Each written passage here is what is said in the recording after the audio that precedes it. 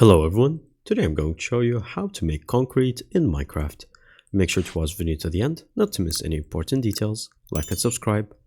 For this, all you have to do is to get some sand, some gravel, and if you would like some white dye bone, or you can get any other color from roses or poppies as you can see. So first of all, we're going to create our dye color. So just grab your bones, put them in the stone right there, and then put this again like that, and you can have white dye, which is just going to be for the color.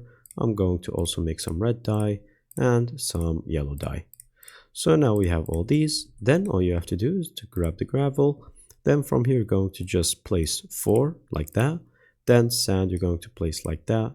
Then for the colors, you're going to place whatever dye you would like. So for this one, it's going to give us 8 white concrete powder. Do this again. So just put like that again. And then let's make some red.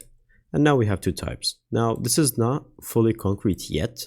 What we will have to do finally is to just put it next to any piece of water. So as you can see, it changed texture and color, and now you will need a pickaxe to pick it up. But once you pick it up, now you can have concrete just like that. So if we do that with any of them, you can see the rinse and repeat, same exact procedure. And that is pretty much it. Thank you guys for watching. See you next time. Bye bye.